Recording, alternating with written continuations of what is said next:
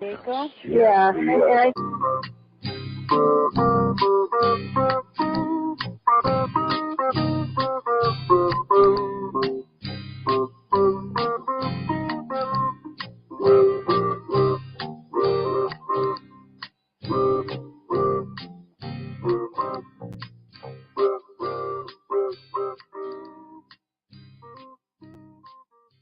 Welcome to UFO Undercover with your host, Joe Montaldo. Good evening, everyone, and welcome to another episode of UFO Undercover. As Natasha says, I am your host, Joe Montaldo. To all our friends all around the world, welcome to the show tonight. I hope everyone is having a good day, good morning, good afternoon, wherever you are on our beautiful blue planet.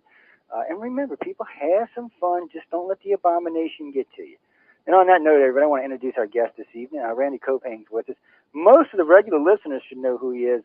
He's done work with Melinda Leslie. He's got a actually, I was going to ask him about the book because I believe it's still available to the general public. It's a good book. Y'all should get out there and get it.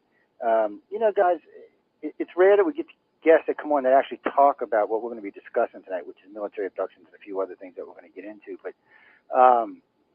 it's not that common of a thing with you. I know you'll hear a lot of abduction stuff, and we'll probably even touch on that tonight. And I know y'all hear a lot of the ufologists that come on and do their usual spiel about whatever it is they happen to be working on or doing or involved with at the time. But these are one of my personal favorite topics because it's one of the things that the ICOR organization is really deep in researching at the present time, along with regular alien abduction and contact. But it's something that we've actually devoted part of the organization to now, is actually getting into the military abduction stuff quite a bit more. Randy's book, Camouflage Through Limited Disclosure, I believe it's still available all over the place, but we'll get him on in a minute and let him tell you about it. Randy, how you doing tonight? Very good, Joe. Thank you once again for inviting me to be on your program. In fact, the first thing I wanted to say was that I perceive this as yet another of our civilian class disclosure moments. So we're about to do it. I wanted to tell you something right now. Yeah, what? Your last interview with me is the #1 interview on our network for this year. You don't say, really? I was surprised because Melinda Leslie's was way up there, and a couple other ones were way up there, in the 6,000 and 10,000 downloads off of whatchamacallit, and off of GoDaddy and the rest of our sites, which puts it up in about 200,000-300,000 range. And wow. I was amazed. I was amazed. Well, the other day I was pulling stats to find out what my top 5 shows were for the year. And it just popped up, and I was like, well, and I gotta tell Randy this when I talk to him, because it's really good. And it tells you, though, what the interest is, because if you go look at my personal top 10 shows for UFO Undercover, and the network's top 4 shows all have to do with either military abduction or types of alien abduction. So it tells me there's a hard, fast, strong audience out there looking for this and looking for the truth, or at least looking for some answers, which I'm hoping we can provide them some of tonight. Now, I know I asked you before we came live, I know you heard Melinda. Ladies and gentlemen, let me clarify. Melinda Leslie, who's a friend of both of ours, and a mutual researcher, I should say, was on Coast to Coast about a month and a half ago. She did an excellent interview on military abduction. Y'all should go catch it. I think archives on Coast to Coast are always posted. Sooner or later, I'll write to Coast and ask if I can have a copy of it, because they allow me every now and then I can get a copy to different shows, stuff that the organization is working on, and see if they'll let us have a copy, and we'll get it posted to the internet. But it is there. Y'all can go hear it. It was a good interview. I enjoyed it. Like I said, I only got to catch the first 2 hours of it, but she seemed to be very poised and very pointed in the interview, which was a very good thing. And I got to say, she took control when Whitley was on. I was impressed with that. Well, that was kind of like out of left field. They didn't tell her at all that they were going to do that. No, I had ran into it. I found out by accident. I was on the Coast site that day, and about 2 hours after that, she actually called me to tell me about it. And I was just amazed. I was like, damn, she's going to get to talk with Whitley Strieber about his military abductions. I was like, what a lucky girl. And she did a damn good job with that part of the interview. She, you would have never known that, she actually really, liked Whitley. And it was really surprising. Well, yeah, so I think she kind of overdid that part, because she's known him for a long time, and they are, well, I mean, I think there is a mutual respect as fellow, prominent members within the UFO community, put it that way, because, she never runs into him. He's rather kind of like obscure obscure, frankly. He stays out of the limelight because he is a well-known person in his own right, independent of ufology. However, there was a true enigma that I don't know that George was aware of, which all came together there, which maybe I should say something about that to help give greater insight into what was really implied. It didn't come across because there wasn't enough said about it, and he wasn't on there long enough. But about a year before that, I think it was maybe, in fact, a year and a half or so, between a year and a half and a year before that, Melinda ran into him at a special event here in L.A., and he had been quite a bit of a recluse prior to this, and it was one of the first times that he had come out and appeared at an event. It was not a conference, it was just a special event. And he was asked to come there and participate in it. So she went down there specifically to talk to him because she's always wanted to interview him specifically about those things in a formal way with regards to the book she plans to come out with someday. And he really surprised her because prior to that, he wanted nothing to do with publicizing any of this kind of like human intervention types of experiences overtly. He didn't want to have anything to do with that, even though in at least one or two of his books he refers in a generic sense, sort of, about the enigma of the fact these inexplicable things had happened. But when she approached him to go formally on the record, even to the degree of interviewing him anonymously, he actually didn't want to do it. So then she meets him at this event. He completely goes 180 degrees on that, tells her he is willing to do it, and says, no, I'm not even going to allow you to do it anonymously. If I'm going to do it, then you're going to use my name and everything, so send me an email and we'll follow through. Well, she tried to follow through, but then something else had happened and brought into a degree of capriciousness, I guess, because then nothing ever happened after that until finally one day he shows up on the program. I swear to God, it was really, really far out the way that worked. Yeah. Now we have to hand it to George, I guess, for persuading him to do it, but it was really an enigma between the two of us because we couldn't understand why, if he was really, overtly extending overtures to her about how willing he was to participate and cooperate with her, and then kind of like dropping the ball, then he comes on there, and in a way, the insight, in no way, I don't want anybody in the audience to think this is a criticism. It's not. It's actually an insight into the nature of trying to reconcile, the weird enigma of abduction on the one side, and then this other experience that comes in and intercedes in that, which basically confuses these people to the degree that they really, I think that, in Whitley's case, I think he's still confused. Oh, yeah, I think he's willing to concede the possibility that it's more understandable based on what Melinda, tried to bring to his attention. But I wasn't really convinced, frankly, as a researcher, as a peer review, I wasn't really convinced at the end that he was totally assimilating the significance of what he described.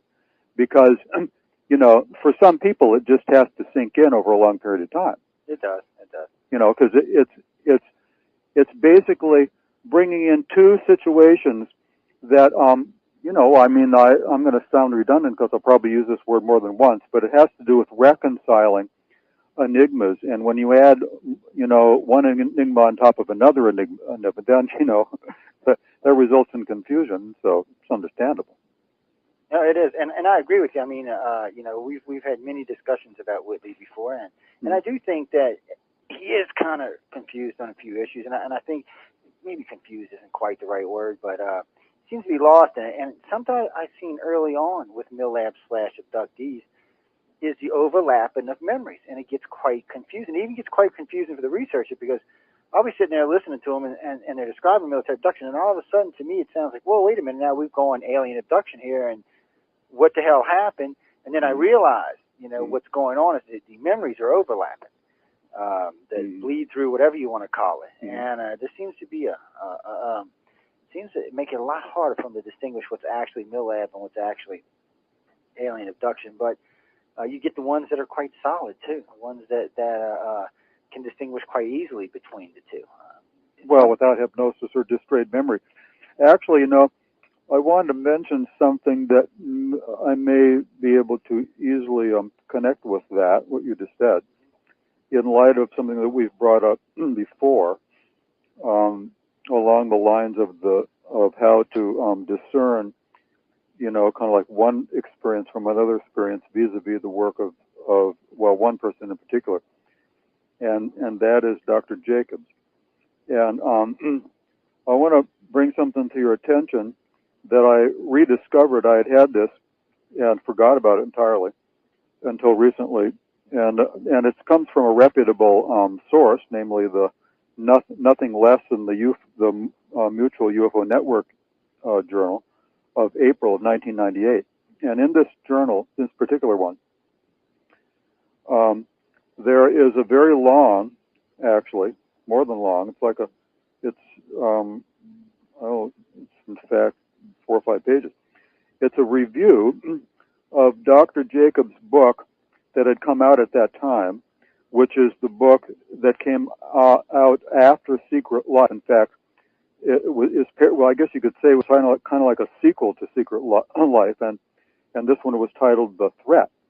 Now, this review is amazing because the guy who did the review, and as I said, it's very extensive. It's more than just, kind of like a few paragraphs of a book review. It's actually a major article, featured article, about the significance of this book in light of abduction research. And I noticed that in the review, there were 2 passages by the reviewer where he himself arbitrarily decided that he had to mention on 2 occasions, at 2 places in the review, of evidence that if you were to read it, or if I was to read it, or if Melinda was to read it, it would be very clear that what the guy was citing from this book were actually the human intervention or MILAB incidents. But in the eyes or the perceptions of Dr. Jacobs, he describes them in his own unique, kind of like biased way. Biased meaning that he has a perspective on his research that is similar to Bud Hopkins, but actually I think it's even more unique than even Bud Hopkins. Yeah, I think frankly Bud Hopkins is more open-minded about how to draw any conclusions whatsoever about their work. But Jacobs is rather kind of like focused on a certain way to interpret it. So I'm going to read one short paragraph from this review that the author mentioned. And when I read this, which is basically, paraphrasing from this book, when you hear what this independent reviewer wrote, it's very clear that at any time when we've ever heard of quotes attributed to Dr. Jacobs, where he claims that, well, in my clientele with abductees, I've never run into any of these human intervention cases. That's what he claims. He claims he told Melinda that directly. He's never run into them. Well, when I read this, it's very clear that actually he has run into them. But his issue is that he just doesn't want to attempt to try and explain them and define them in human terms. Yeah, well, you're right. Personally, I think there might even be a little fear there, Randy. It could be. So I'm going to read this. It says, this is what the reviewer says. Now, the operant word in this paragraph is the word hybrids, and of course, since then, Hopkins and Jacobs have come out with an entire book about, the transgenic being hybrids. And even then, 12 years ago, that was his major kind of like operant way to define virtually everything that's involved in this in terms of the hybrids. The guy says, the hybrids walk among us, though apparently the hybrids don't live among us yet. Sometimes they are given a few hours to wander here on Earth, where they meet their abductee projects for impromptu abduction dates and ask questions. That is, the hybrids are asking questions of the abductees about things that they see the humans doing. Sometimes the hybrids take the abductees to abandoned military bases or unused parts of active installations. And then the reviewer asks, in parentheses, why would they do that? Question mark. Well, in a way, when I read that, I thought that was revelatory. Short though it may be, it perfectly, in my opinion, clarifies the fact that, quite to the contrary of what he's ever said about this, he does have cases of this. And apparently it's frequent enough so that the reviewer noticed them prominently in the book and decided to mention them on 2 occasions in the review. So that suggests that it's, I mean, one would be enough, but apparently there's many more. And of course, overall, statistically, you would tend to find at least more than one if you had hundreds of cases like Jacobs has had.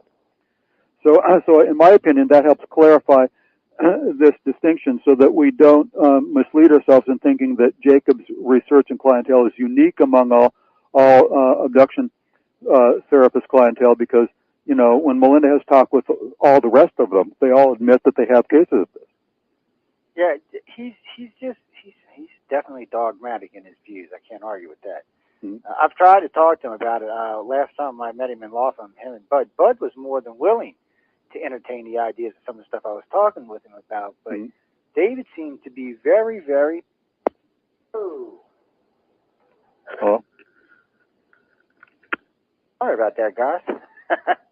That's what you call flipping the phone. Can you hear me okay, Randy? Yeah, what happened? That was me playing flip the phone out of my hand. Sorry about that, ladies and gentlemen. Oh. I didn't mean to knock y'all's ears out. You dropped the phone. Yeah, oh yeah, man. I was fiddling with something I shouldn't have been.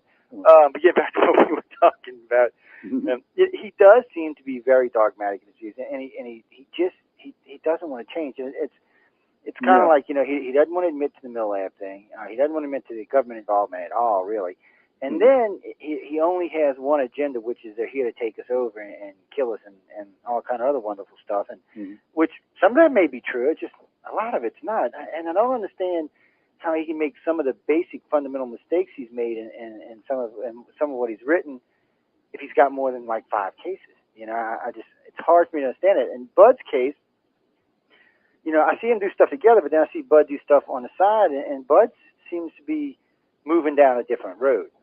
He seems to be looking at other possibilities and other explanations for what's going on, and that's what you would really want to see in all of this. But like I said, David's just kind of dogmatic, and I have no idea why. But maybe that's been the way he's always been. Maybe that's the conclusions he came to, and he figures that they're right and there is no change in it. I just don't know how he does that.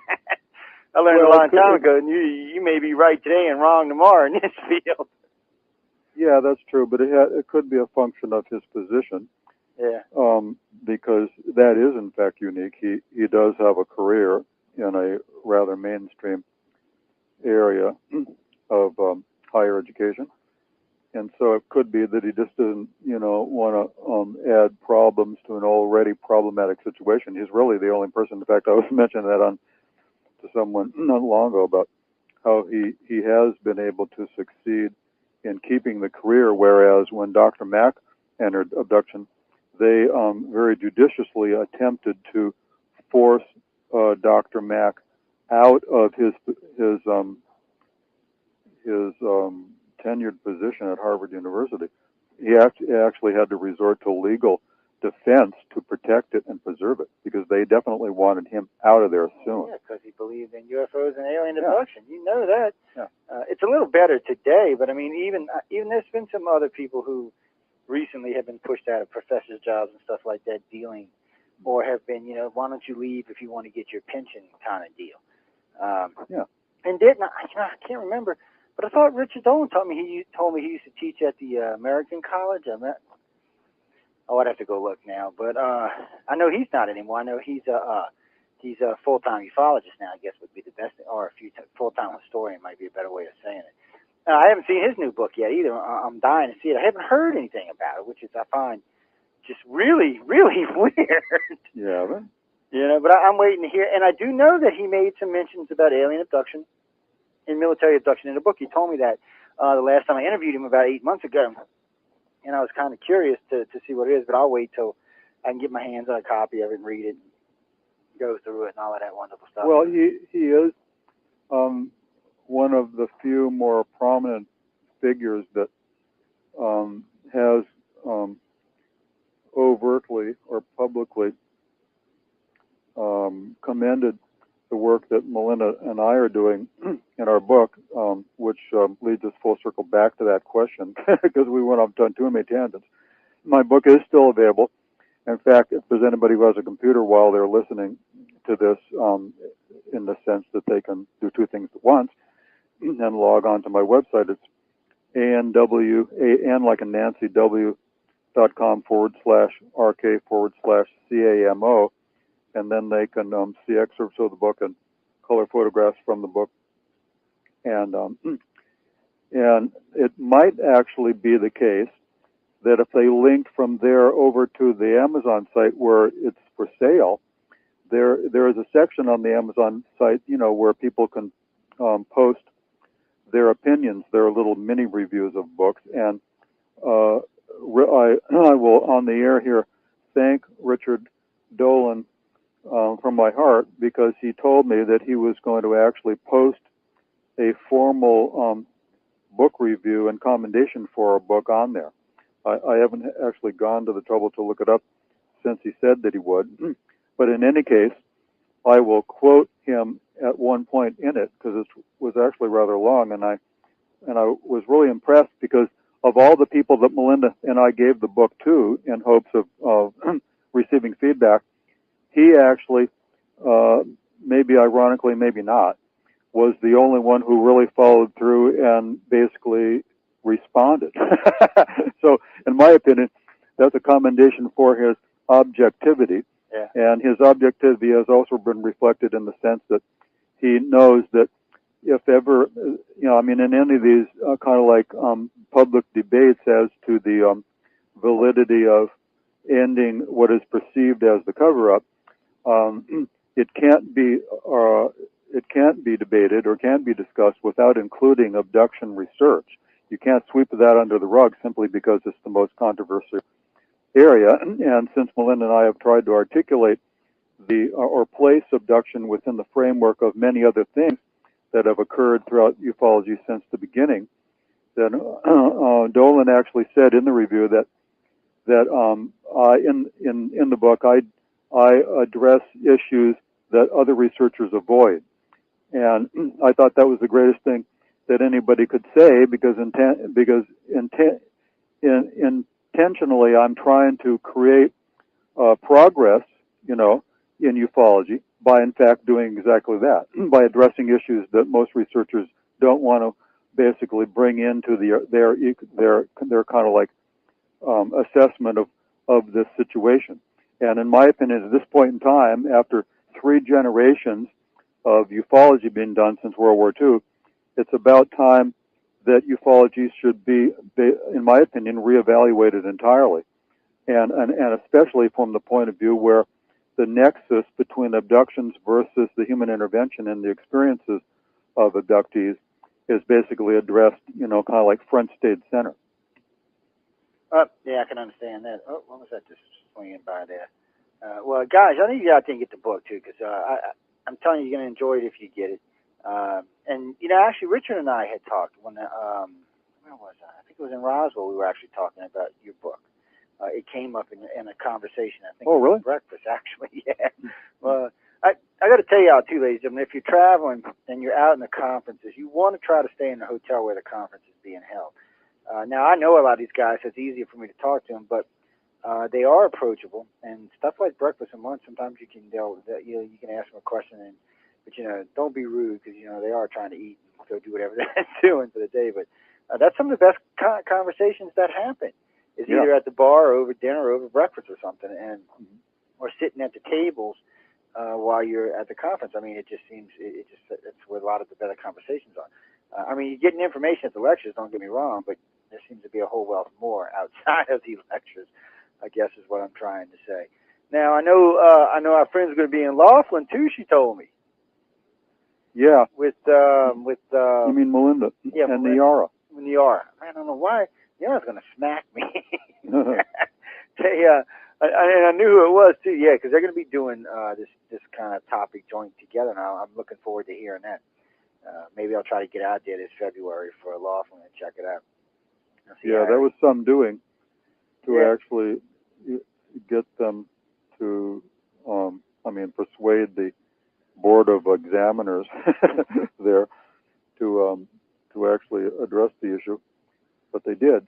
So we can be proud of that. Yeah, well, it's something they've been needing to bring up for a while, and it would be nice if like Ryan Wood would have invited somebody over there. I mean, there's at least 4 of us now that can handle ourselves on this topic, or really, 4, I guess. Mm-hmm. 3, 4. I better say 5 because I there's some contactees/MILABS out there. I don't want to upset. Mm-hmm. Speaking of which, because I've been working on a new article myself for it, and well, I had talked with Leah Haley just recently, and I gotten her to refresh my mind about what had happened with her down in Florida and other stuff like that. I got that in there. Of course, I talk to Melinda on a fairly regular basis, and I talk with Kay Wilson on a fairly regular basis. Yeah. And I just been kind of mushing it on my head. I spent several weeks going through Carla Turner's stuff, and just going. Matter of fact, I played a lot of it on the radio station, so I could do it. And then I'll probably, before I write the article, I'll probably reread your book. That way I can take all of this information and mush it into my head and then mush it out and actually into an article, not a book. But because I've been wanting to do it for a while, I just never seemed to have the time. But now I've kind of got all the pieces in the right places, so I'll actually get it done and get it out there, and everybody can get an idea what I personally think about all this and what the organization thinks about it and what our friends and fellow researchers think about it. It should be interesting, to say the least. Oh, speaking of that, I'm glad that came up. Ladies and gentlemen, a good friend of mine is looking for a webmaster. If you know me and you're a decent webmaster, get in touch with me. I meant to call her, too. Elaine Douglas, who heads up JAR, gave me dropped me a letter the other day, and I meant to call her and tell her I'd see if I could find somebody for her to help her out with it, because she does a lot of good work over there. She does a lot of abduction stuff. And while I'm on this, I got to tell my wife happy birthday so she don't smack me. Yes, she made 30 this year. And happy birthday. Yeah, I had to tell her happy birthday because I don't want to get hurt or nothing like that. She's looking like she's going to smack me as it is. But it is kind of subtle. I mean, not subtle. There does seem to be a finite what ufology will put up with when it comes to military abductions, I should say. Because I know early on, I stumbled across Melinda by accident. Both of y'all by accident. I stumbled across Melinda by accident. Of course, by meeting Melinda, I met you. And and really, I mean, I was only kind of partially looking at this military thing. I mean, I knew there was military involvement, but I was so tied up in the alien abduction thing. I kind of, was just. And then after talking to her, and then I think the second interview I did was with both y'all, it became a passion of mine and several members of the organization. And since then, it's made strides. And then we've all gotten together, the 3 of us and a couple others have gotten together, and everybody's gotten on coast a few times. And it seems like we've breathed new life into this topic finally. And Randy, I think it might actually stay this time. New life into military abductions, because they had really seen, because Melinda had brought it out, a decade ago.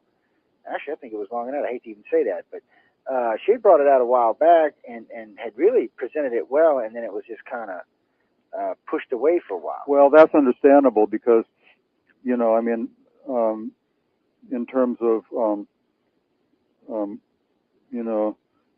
commending the abduction researchers or therapists and giving them credit where credit is due, for a long time, going back to when that originally started to become an issue within ufology, that is abduction research specifically, it was all well and good to focus and specialize, as you've described it in the past, in that area and leave other considerations to be addressed later, since simultaneously any evidence for the human intervention portion would have been minimal at best, 15 or 20 years ago. And so for a long time, I think it was probably preferable to focus on the ET/abduction data, just so we can clarify whether or not it was plausible that there are ETs abducting humans. And I've been recently, early what I had been doing off the air, and one of the things I've been doing is I have a tremendous collection of taped programs of various types off the television, network television, commercial television, beginning in the early 90s through, in fact, most of them that I have are specifically within the mid 90s. And this could be any number of different talk shows that are just straight ahead talk shows, human interest talk shows, not necessarily programs like Sightings or Encounters or that type of program that addressed occasionally the abduction phenomena. But overall, wherever it would appear as specials, sometimes, 1 or 2 hour specials and news programs, it was addressed formally as part of regular news broadcasts on network television any number of times. And as I've been perusing all these and observing how it was treated going back at least, 12 to 15 years ago, well, I'm here to tell you that, in a way, the overall impression that you get, the way it was addressed, was actually much more professional and much more unbiased than you have been led to believe by people who criticize the mainstream media as perpetrating a blackout on UFO issues generally for decades. Yeah. It actually contradicts that substantially because they dealt with the abduction, which is the most controversial, on much more fair-minded basis than actually it has been credited to. Now, of course, more often than not, they did have someone that would come on, especially on the talk shows. They'd bring on a skeptic, and that always was disconcerting to people like Bud Hawkins. More often than not, it was him or Dr. Mack that were the quote-unquote experts. But that's all acceptable too, because of the fact that during that time period, going back 15 years, in the sense of that was the formal period when they were publicizing this, well, it was actually necessary to have skepticism, because even they themselves were not absolutely sure 100% as to a fair interpretation of every aspect of the abduction process that they were learning about. And of course, a number of the more crucial data points that they thought were definitive to the experience, they never publicized, because that was their ace in the hole to discern the people who were mistaken versus the people who had the real experience. And so the skeptics never learned those things, and the public at large never learned them. And in fact, there's still, to a degree, I'm sure you would agree, that there are still things that really have never been publicized about the abduction phenomena, simply because the researchers need to have some index for qualifying the people who are false positives versus the real abductees. Very good point too. Yeah, so that the people who are skeptical about this really do not have the total picture by simply reading books. And it's funny you brought that up, because a young man from France wrote me a letter the other day, a young man in his 30s, and just completely griped me out about how come we don't share more information. And I kind of got a little aggravated with it, and I'm thinking to myself, and then I finally wrote to him, I said, you know what, we share entirely too much information, because recently it's been brought to my attention by a couple of my directors and even some friends of mine that are kind of half-heartedly in the field, that it is getting really hard to tell the difference between a genuine contactee and one who's not. And that is partly our fault, because we've been putting out quite a bit of the abduction criteria over the last 2 years. Right. And even quite a bit of the military abduction criteria. And I'm personally to the point now where I don't think we're going to be releasing much more in those areas, but it does make it hard. And we do need to be able to determine who's telling us the truth and who's not. And to the person who just instant messaged me, how do we know the truth or not? That's why we call it criteria. All of us have been in this field for quite some time. It's not like we just started doing this yesterday. Personally, I've been in it 26 years. And the thing about it is, in 26 years, you learn a lot of things. And the amount of cases that we've accumulated over the years, it's funny. I was talking with Melinda about this not too long ago. If we took just our internet cases alone, we're not even going to talk about anything else we do. If we took just our internet cases alone, you could combine every major abduction researcher in the field, and they still would not have as many cases as we do. And that's if you combined all their cases. And that's just on the internet cases. You start getting into reported cases we've been working on, prior cases when we were back with MUFON, that number grows immensely. And but it is one of the reasons we have a little bit easier time than everybody else, and who's telling the truth and who's not telling the truth. And recently, our Oregon State Director, which I'm glad I thought about this, November Hansen, has come up with a new grade questionnaire By the way, ladies and gentlemen, if you've been abducted by grays, if you've experienced anything with them, you can find the questionnaire on my Facebook page, on the Paranormal Radio Network page at the top left corner, on the UFO Undercover page, and on the iCar front page, and on the iCar nav bar. It's real easy to find. It's about 77 questions, if I remember correctly. I think our Bill sent us 3 or 4 more questions, which is another one of our state directors. But it's there for y'all. There's another report that a friend of mine sent me that's 1,500 pages long. We're not going to post the 1,500 pages, but we will be posting, which is about 200 or 300 pages, the results of the 1,500-page study on the human aliens. So some of that will be going on the site as well. So the next thing after this is finished will be another study on the reptilian. So this will be basically the 3rd time we've done this. We'll take all the new data combined it with everything else. And meanwhile, while we're doing this, and see, everybody's like, wait, they're forgetting about the military guys. See, we're not. See, while we're doing this, we're looking for military abductees. While we're talking to people, we're finding out, was this person a military abductee? Did they have anything? Do they remember anything? Did they have low-grade harassment or anything along those lines? Which we're going to get into some of that in a little while, too. But it's important for people to understand how this all works, what we do, why we're involved. Dan from Seattle just writes into us and wants to know, this is for both of us. He wants to know why both of us are in this field. Well, we'll let Randy answer that first.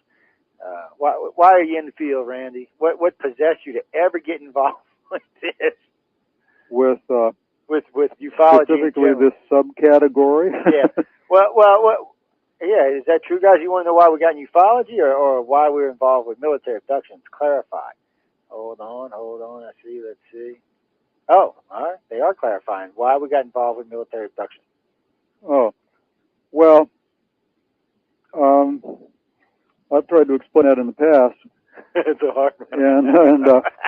And actually, it's pretty simple. It's because the abduction. And frankly, I'm going to try and edit myself to, and preferably use the phrase, although it's longer. MILAB, or as Melinda likes to call it, rehab, as in reabduction, is simpler because it's an acronym. But frankly, to lessen the ambiguity which does occur once you get in deeper into the biographical sketches of these of the MILAB characteristics. Well, I think it's better to use human intervention, and the term human is operative in my answering this question because the problem with abductions, and the human intervention is a subset of abduction research overall. Problem with the abduction research is that you can't interrogate or query the ETs directly about the evidence for the abduction phenomena. All you have to go on are the people who have been, the experiencers, as they call them. Whereas in this other area, we have a phenomena that basically is being initiated by human beings. They very substantially appear to have had a lot of military training, and in fact, some of the human intervention cases claim that they have been taken to military bases. But there are categories. Actually, the human intervention phenomena per se has a number of different categories. Not all of them have been kidnapped and taken to military bases. Some of it is just varying degrees of harassment or surveillance. Okay, so that has to be considered. And the reason why I got involved in this is specifically because it was an area that involved humans, and humans can be understood more clearly than whatever the alien agenda is. And so I thought if there was ever a fertile area for us to go in, it would be into an area involving human beings that basically leads us back to what's been being done by the ETs.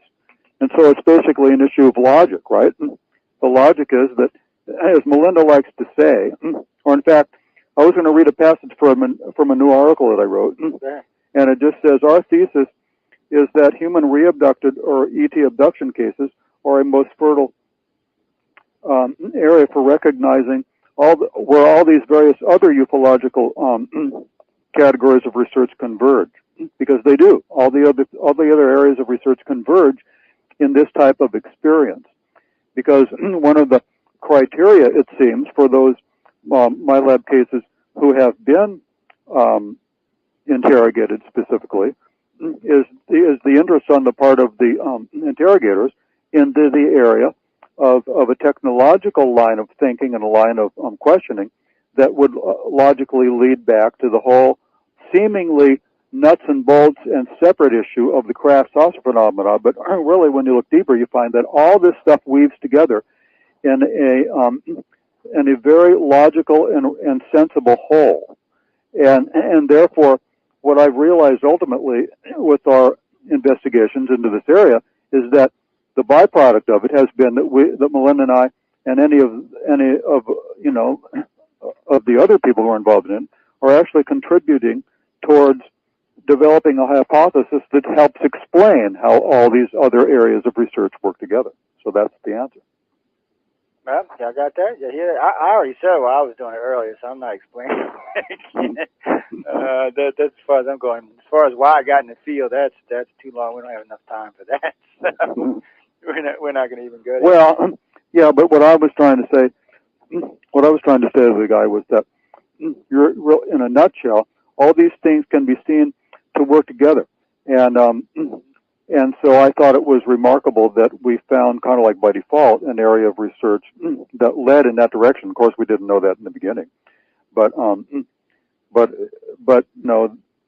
Another way to put it would be that this area is leading to real progress in ufology, not just simply gathering more data points in any given area of research that adds more specifics to whatever area it is, but overall, you just have a more clarified understanding of whatever area it is. But the real issue now, after, like I said before, after 3 generations of ufological pursuits by all the various people, that have done this, come and gone, because many of the prominent people have died from the earlier days. Well, where does this all come together? Where do we understand this on a level, at least on a par, with whatever it is that the authorities seem to know that they aren't being very overt about it? And actually, I think that it is possible to understand this on a much higher level with much more coherency than many ufologists give us credit for doing. And that would be one of the reasons why they keep on advocating that there is something to disclose by the people in authorities that has never happened, and so therefore they should, so then we can understand what we don't know. I think the truth is that we know much more, or we could know much more than we think we do, and since there's no evidence that there is going to be any official disclosure, well, we have to go with what we have to go with. So, I'm glad you brought up the official disclosure thing too. But I hate touching this because this is a can of worms, but the reason I'm glad you brought it up is recently I got a couple emails about that. Actually, earlier today I was reading, and a couple of my rather new agey friends wrote to me and told me they'll be disclosing this year. Yeah, there's a rumor. Yeah, there's a rumor, right? And I try to be nice to them because there's a lot of them are friends of mine, and I don't want to discourage anybody from getting in the field. But guys, I'm going to say this, and Randy's here. He can tell you what he thinks about it. First off, I don't see any reason for the U.S. government to disclose. Secondly, as far as I can see, the aliens have disclosed to everybody they want to disclose too.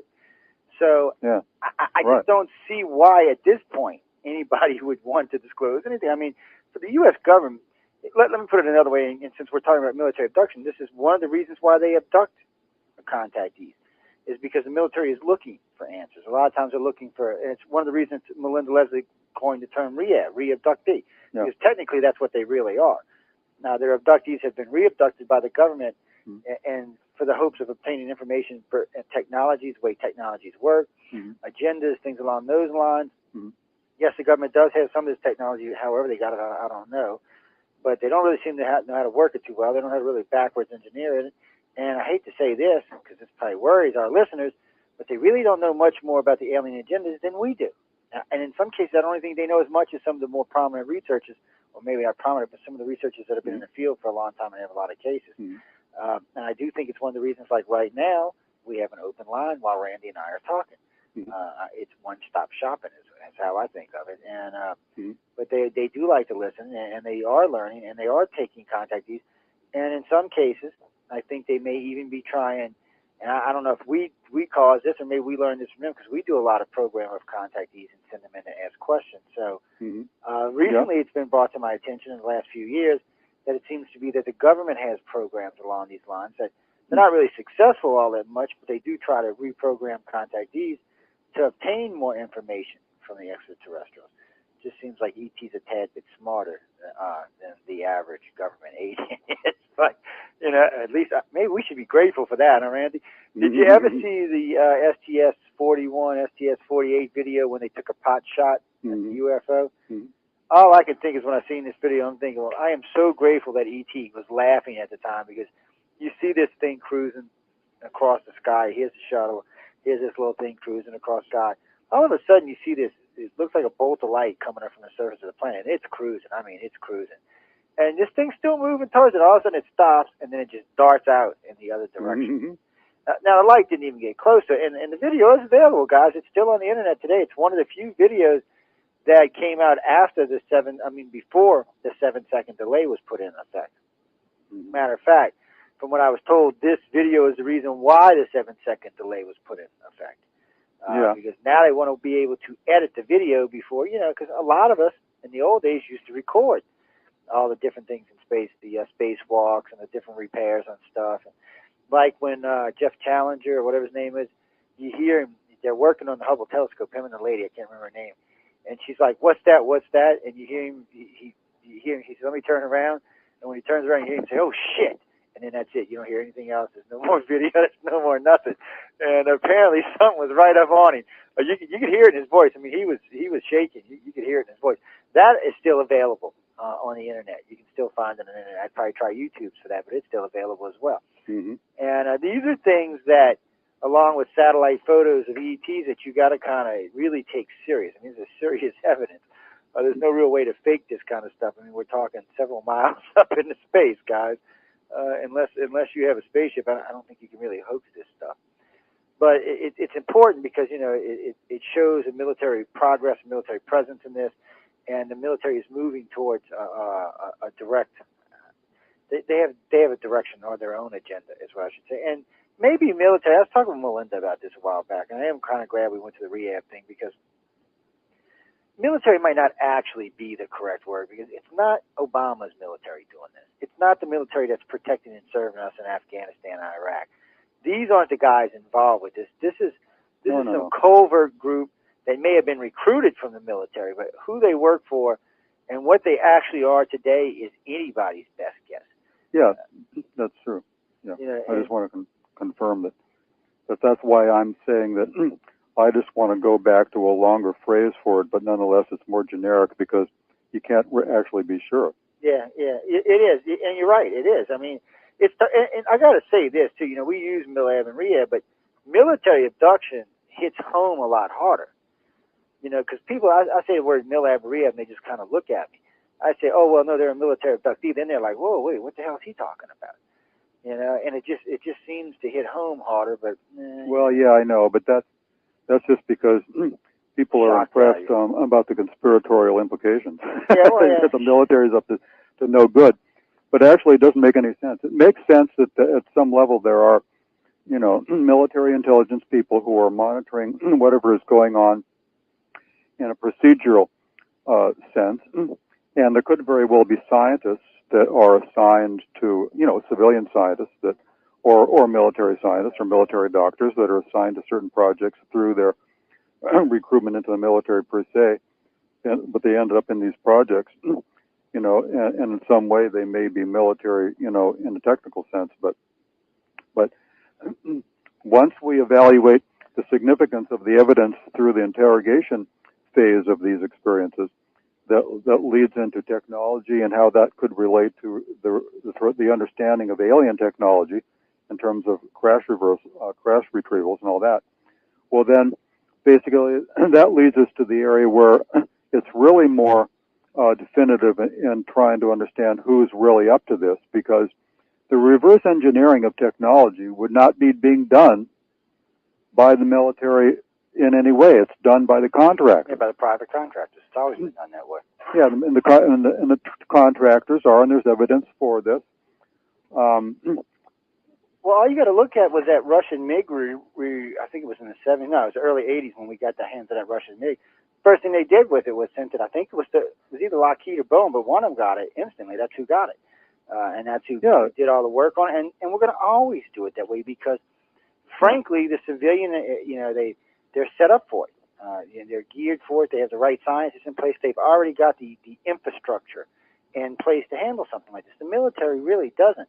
The military has the resources to go out and get stuff and bring it to them, but they're not really set up to really do the hardcore research. Now, that may be changing now that both the Air Force and the Navy have their own space programs. We might be seeing a fundamental change here, but I think it's going to be a slow change. I don't think it's going to be a really fast change.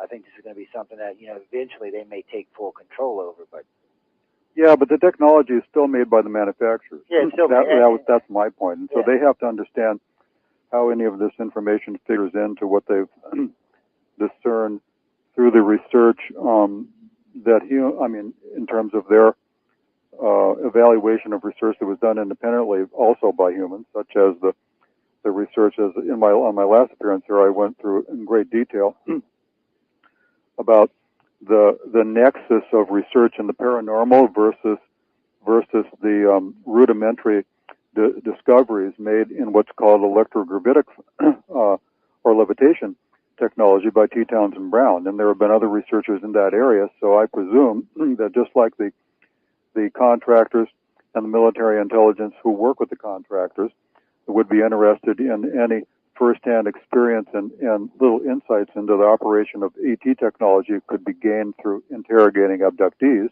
who claim to have had experience with such technology, that they would also have apprised the developments in similar, though more rudimentary types of principles in electrogravitics, and applied that and pieced all that together to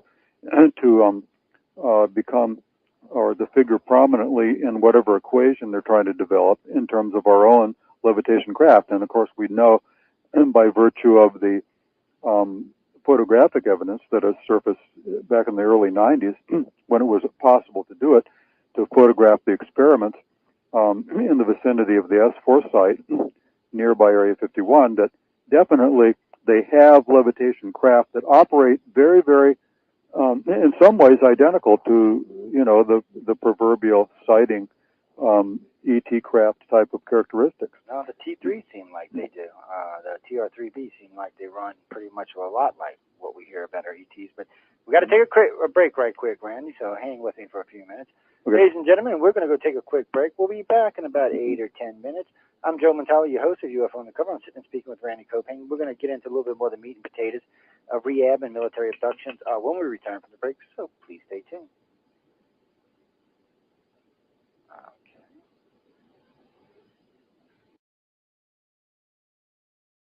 When an alien lit right there on the ground, commenced to throwing his weight around. Now, old Six Gun didn't take too kindly to that kind of thing, especially without Vaseline or anything, seriously. Well, Six Gun looked that critter right in the eye and said, "Any last wish before you die?" Yo, reached for his gun, quick as a twitch, and said, "Fill your claw, you son of a bitch." Now a legend spread across the land about this pistol-waving man. But if you're from space or from Earth below, you don't give no lip to Six Gun Joe.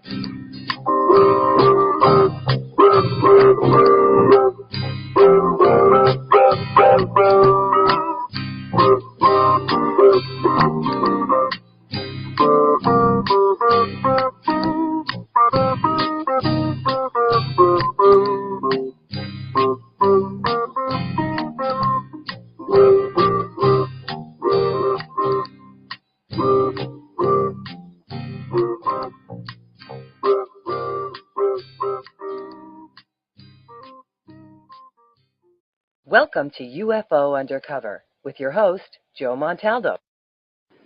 Welcome back, everybody. I hope you've been enjoying the first hour of the show. Randy and I have barely touched on anything, and we'll get a little bit more in depth as the show progresses through. For my friend who requested Kevin Smith after the show tonight, I will play Kevin Smith for y'all in its entirety, or from it's live, so I'll just pick it up live when Randy and I are through. So don't hate it on us if we've gone over a little bit. I don't get to talk to Randy that often, once a year maybe, and unless I happen to bump into him somewhere, which I still haven't managed to do that yet, Randy. Not yet.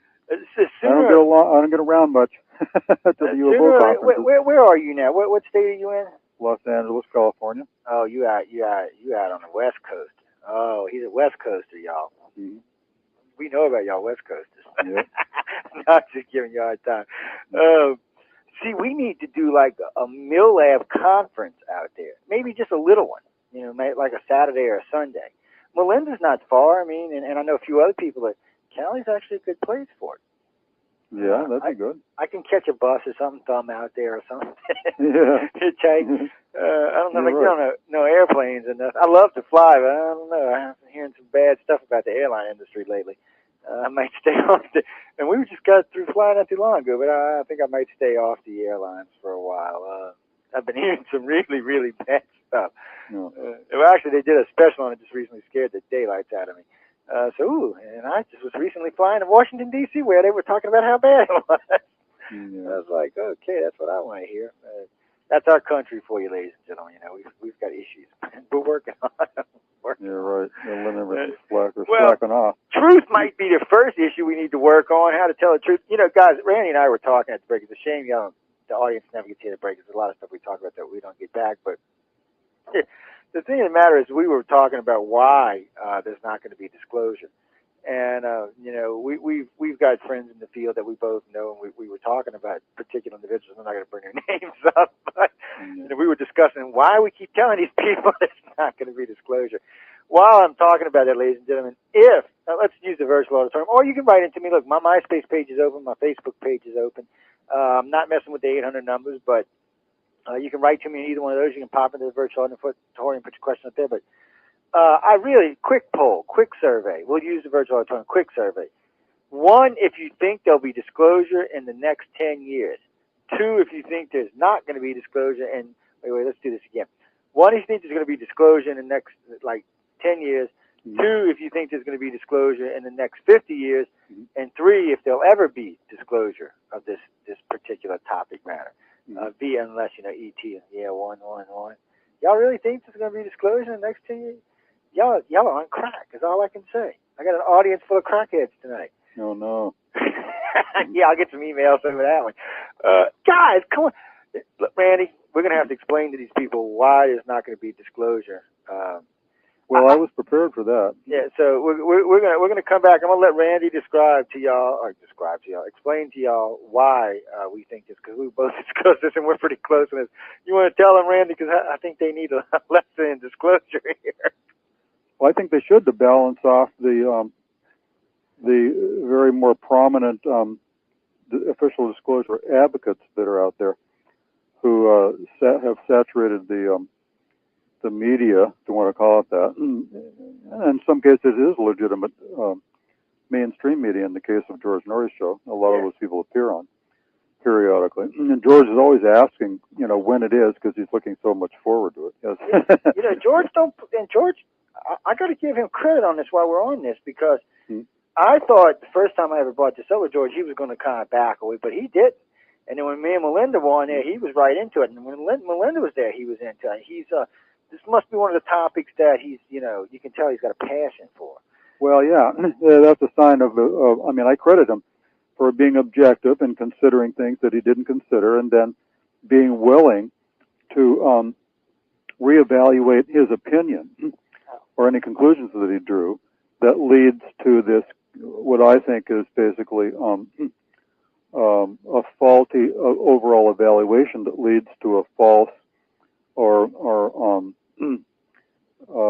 kind of like it's creating hope where there isn't any reason to have hope for something once you basically apprise the working hypothesis that explains all the data, which we are providing. Once you are apprised of that, which you and Melinda presented to George, then he was willing to, you could hear it, he was reluctant, but he was beginning to see the point that maybe there's something else going on here that in one way or another would preclude the powers that be from disclosing anything at all about any of it, because, you can't be half pregnant.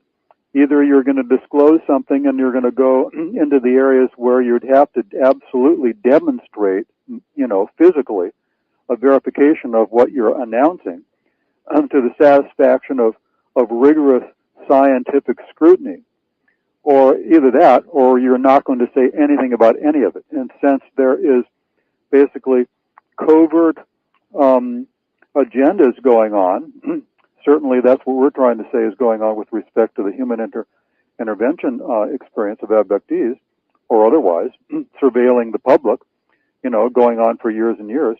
Well, that's a violation of constitutional rights. Oh, yeah. And so, if for no other reason they're not going to disclose it, it's because the intelligence community, who has been ordered to gather information covertly about the UFO phenomena from civilians, and using protocols and methods to basically secure information, even if it means to violate their civil rights. Well, they have been doing that, and there's very substantial evidence for that. Now, I'm going to beg your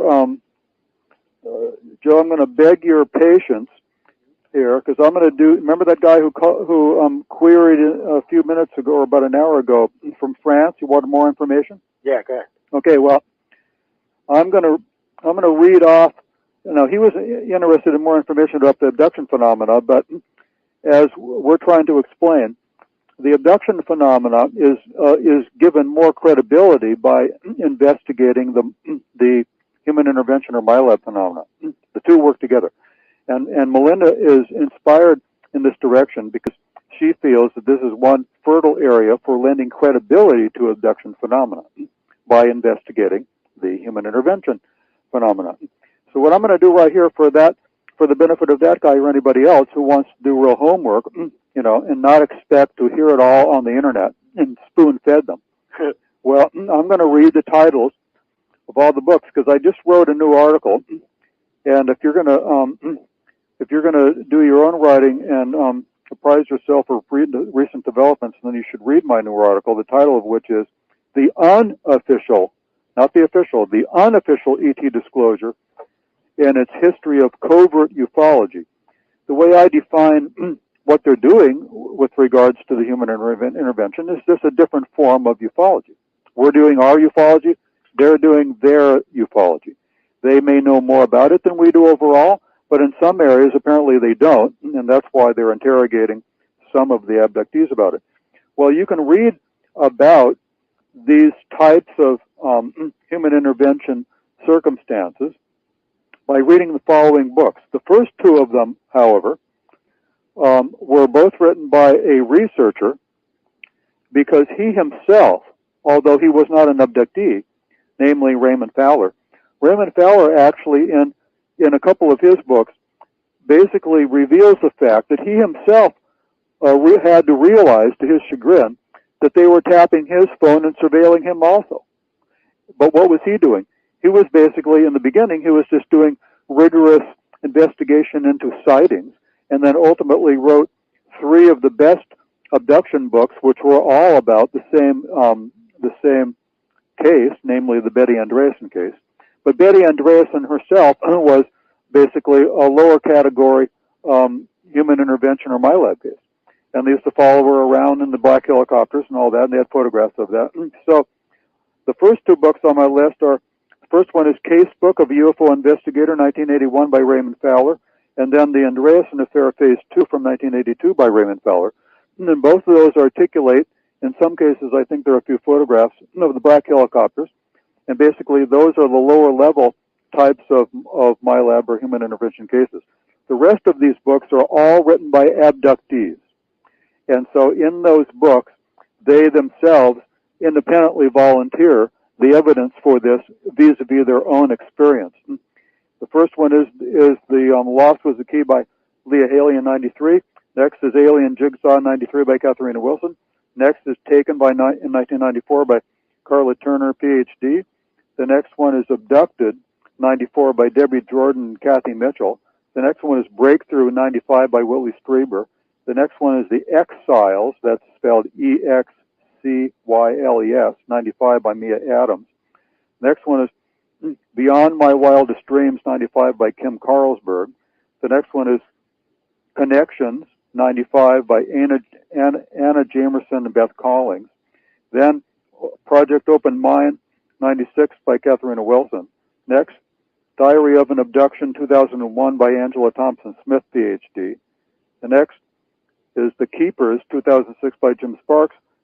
Next, Walking Between Worlds, 2007 by Ann Andrews. And the last is Abducted by Aliens, 2008 by Chuck Weiss. Altogether, there's 15 books there. So anybody wants to do their homework and find out how this has been documented for over the years, and then you can wonder why it's only a few of us that are talking about it. And there were a lot of abduction researchers involved in all those cases that know perfectly well that this is going on.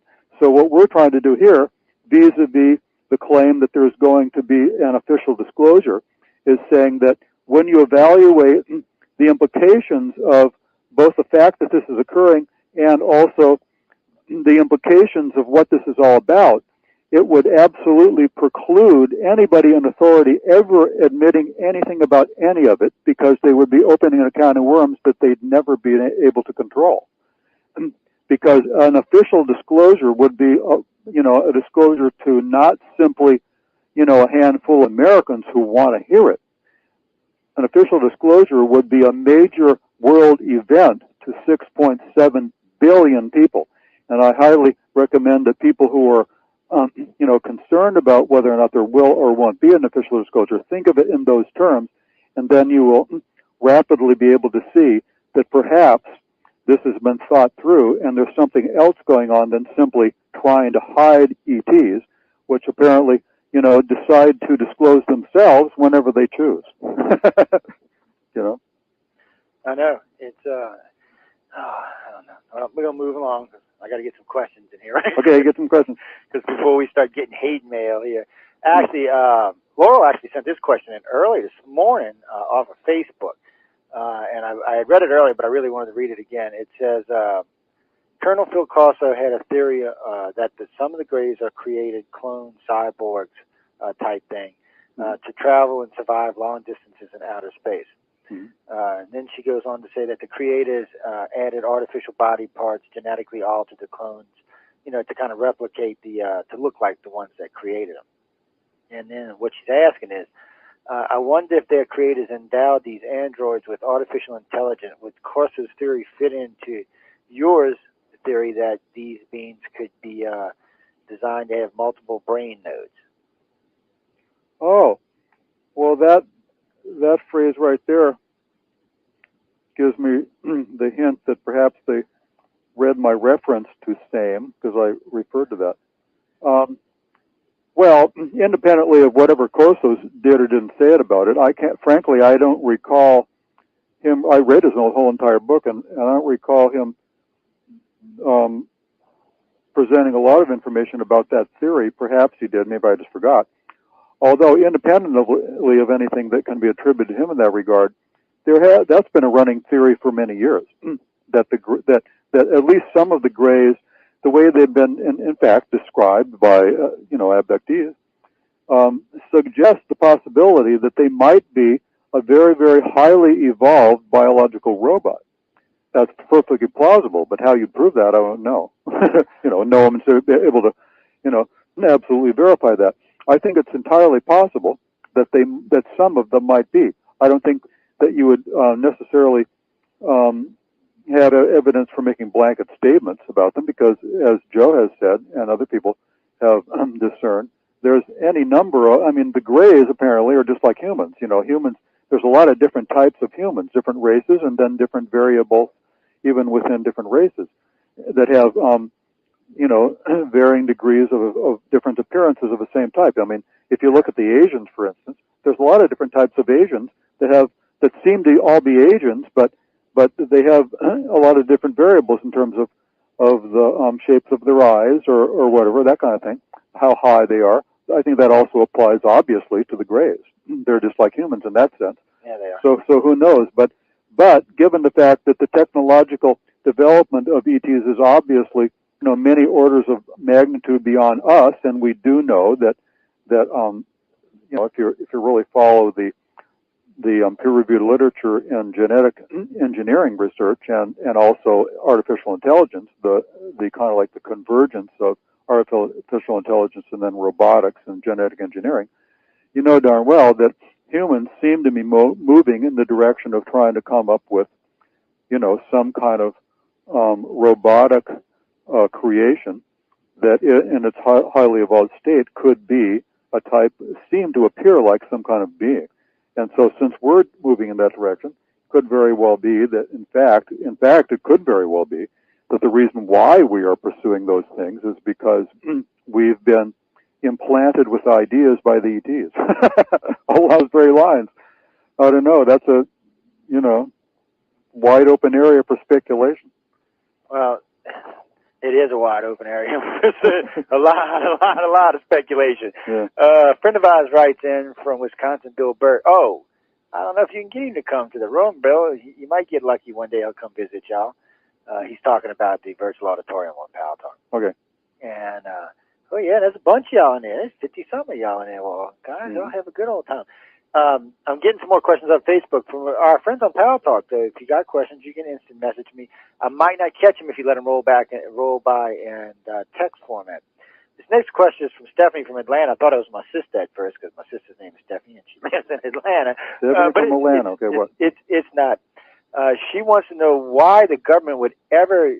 She doesn't believe that She doesn't believe that the government would ever abduct its own citizens and perform procedures on them. She does believe that aliens are abducting people, mind you, and she wants to know what the evidence is for military abductions. Well, I just read the title of 13 books by abductees that describes, in the words of all the authors of the last 13 titles were all written by the people with the experience themselves. So go out there and read those books, and then you'll see the evidence for what they claim happened to them. And that's the evidence for this. Now, by the way, since we were nitpicking on how to define this type of phenomena, we are not saying, no one is saying the government, even the government with a lowercase g, much like capital G. The government is not doing what we're describing. In fact, that's what we were trying to say. We were trying to say that basically it's probably misleading to say that we should, to use the acronym MILAB, because it's very plausible that the people who are doing the most extreme example of this overall category of phenomena, namely kidnapping people and interrogating them against their will, the people who are perpetrating that obviously have military training, but there's no absolute evidence they are actually in the military per se when they're doing this. Some of them may, some of them might not. It's more logical to deduce that given the fact that there's an interest in technology and the evidence that we've tried to present in our book about the relationship between that and the reverse engineering process of crash GT craft, that probably the people who are really behind this are the military industrial contractors who are really doing the reverse engineering. The government is not doing that. The government may have intelligence operatives who are overseeing the operations, but we're not saying the government is kidnapping anybody.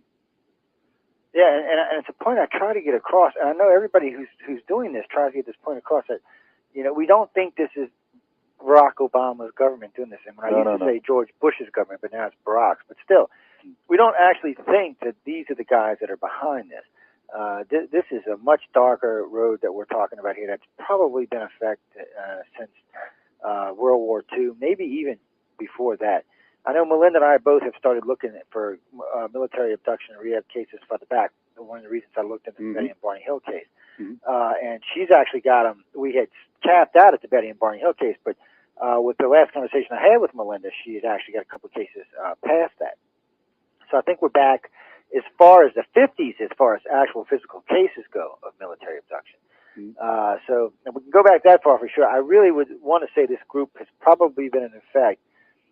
It either started right after World War I, or during World War II with the advent of the Foo Fighters, it's hard to say because we know the Germans were building flying saucers from 1913 and 1917 because we recovered some of the prototypes. Matter of fact, that's what some people think Roswell was, one of the recovered prototypes. But so we know this is real. It's not even classified anymore.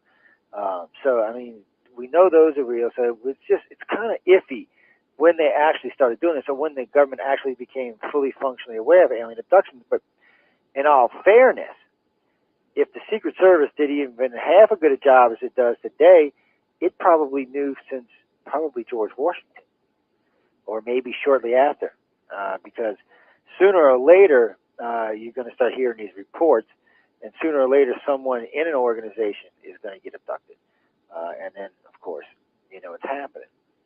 But there's no way to put a number on when it actually started happening. Frankie from the UK wrote in and wants to know. Okay, let me make sure I'm reading this right. Wants to know if we know of any military abductions in her city. She said in her country, and she's in London right now. Annie in London. Personally, I have heard of military abductions. She's talking about two she's heard about over there herself. Randy, you've heard some over there? In England? Well, yeah. The only one that I know of, a classic one, I mean by name, and I'm sure they have heard about this, at least the case in the generic sense, which is the Bentwaters case, and one of the witnesses, namely Larry Warren, who actually I think still does live in England. Yeah, he's still there. He's lived there for many years. He had this type of experience in the overall unfolding of that kind of like incident per se over a number of days, and in his book or his CD-ROM, I guess, or whatever, or the book that was written by his other friend who wrote a second book. What is his name? Peter Robbins. Yeah. They go into his experience.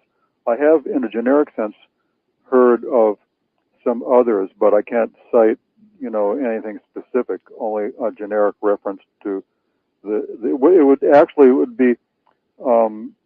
it would be unlikely that there would not be. But let me go on to two other countries, because earlier this year, actually it was in June, Melinda had a long conversation with a very prominent UFO researcher from Italy, namely a man named Maurizio Beata.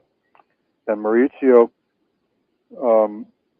is a professional in the publishing world, and he was actually the managing editor of a UFO magazine in Italy. And Melinda was talking with him about evidence for the human intervention, or the MILAB cases in Europe, shall we say. And he claimed that he knew, he surprised Melinda because he knew so much about it, that people had written articles for his magazine about it.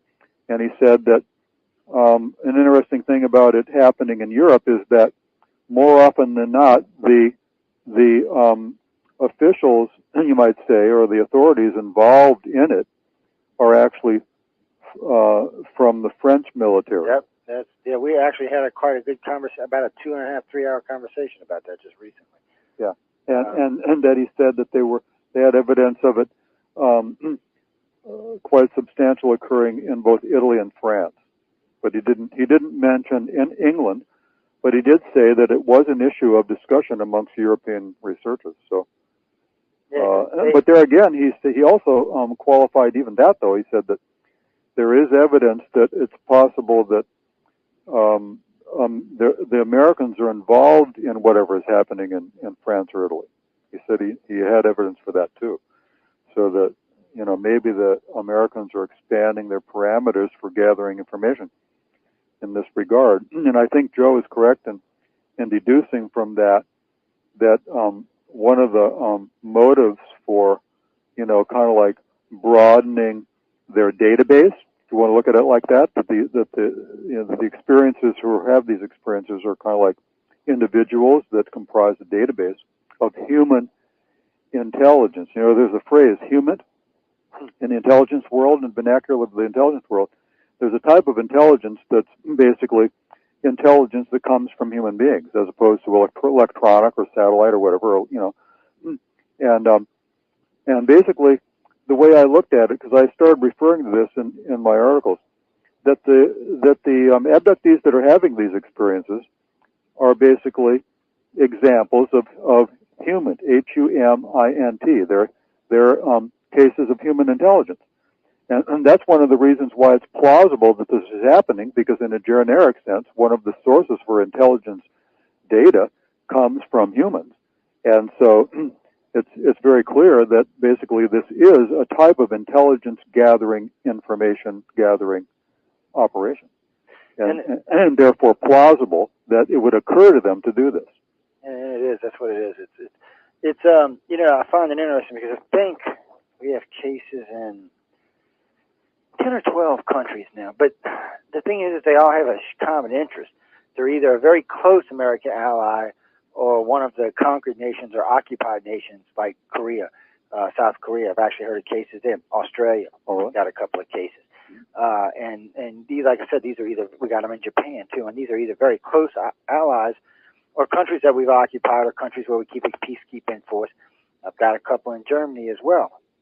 And it seems to be in places, so far, it seems to be in places for us that the U.S. has a very, very strong military influence.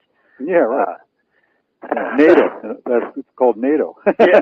So, I mean, it does seem to be confined. I mean, I haven't heard any out of China or Russia yet. I do have a few people I know in Russia, and I have quite a few new friends in China, but, you know, we're establishing, and we don't really know who's who over there yet. And we are establishing friends over there because they're our third largest listening audience on the network now. So they have a big interest in this, and people are coming forward and talking to us, but it's slow. There's a lot of translations have to be done, and Google translators and other translators are not that proficient. They're good, don't get me wrong, but they don't get the finer words and stuff, and there's problems with that. But true, that is a problem. It is coming, and so I do know in those few NATO countries that basically that's what they are. That's a good point saying NATO, because that's basically what they are. So those countries we see this in, but I have heard of a couple of cases out of South America. What was it, 2 in Argentina, 1 in Venezuela. The one in Venezuela bothered me because, you know, come on, Venezuela's hostile, but then we don't know if that was actually a military abduction due to aliens or for some other reason. They did say there was Americans involved, though, and that really bothered me. Oh, yeah. You know, being our relationship we have with Venezuela right now, it just kind of threw me for a loop. But, you know, you just don't know if it's true. But the other countries seem to be pretty solid, and the cases seem to be pretty solid. And recently, in Europe, we started seeing cases on a fairly frequent basis now. Contactees, and this is something that's been bothering me. Contactees that I've talked to recently that had never had any military abduction experience, and I'm talking about overseas in Europe, all of a sudden, and for no real reason that we can see of, started having having military abductions. The only thing I can find in common with these guys and these ladies is they seem to be a little bit more advanced in their stage of alien contact. They seem to have a little better grip on it, a little better understanding of it. And it seems like they're deliberately targeting these people. Now, Melinda and I have talked about this a dozen times, and you can definitely tell me what you think, but people ask all the time, how does the government find the alien abductees? That's a good question. And it is. And it's a hard question, but there does seem to be some plausible explanations for it. I know anybody who may have gotten, what was that, the shot with the chicken smallpox shot, it leaves a sample in there, so if there's a radiation involved, and if you were in an environment where there's a different radiation, it would affect it. So you could have set up scanners for that. I'm sure they some of these families they already know about, and they do know aliens abducting family lines as well. So those family lines are probably watching from time to time to see if there's anybody that's going to develop out of them. Of course, the more famous contactees who get out on the airwaves like ourselves and start running our mouths, well, you can expect that they're going to come talk to you because you remember a lot of your contacts, so they definitely want to come talk to you.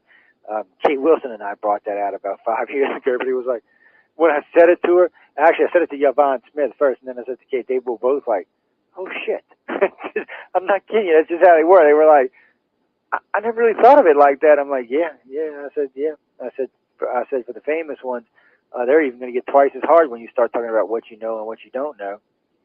Well, yeah. I mean, people aren't thinking like investigators. Yeah. They're just thinking about, trying to reconcile this weird situation that is inexplainable, and that's very common amongst the generic abductee cases, because they, so many times you run into the abductee cases, and when you look in their biography, they're not interested in UFOs or anything. Oh, no, they're not. They're not. So No. they don't know anything about it. They don't watch programs, they don't read books, and they don't listen to George Norrie. They're just all of a sudden trying to find out why they have these memories. And that's what it is. They'll start, we talk about this all the time. A lot of times they'll start manifesting in dreams, or daydreams for that matter, and you'll be like, and you can you'll sense that there's something not quite right, something's off. But a lot of times that may go on for a couple of years for some people before they actually face the fact that something is going on in their lives that they can't just close their eyes to and say it's not happening. Mm-hmm. But what bothers me, Randy, the most is how many don't ever recognize that this is going on. Ever. It's one of the things. Yeah, that was especially 2 years ago with the older generation of people who just thought it was just kind of some weird natural phenomena that they kept to themselves, because it was kind of embarrassing to say, and with the old perception of the old, you might call it the old consensus reality of the 19th century, or that kind of thing, they just attribute it to kind of like your imagination is running away with you. Don't say anything, they'll think you're crazy. And that's a proverbial stereotype. Don't talk to anybody, don't tell anybody, they'll think you're crazy, right?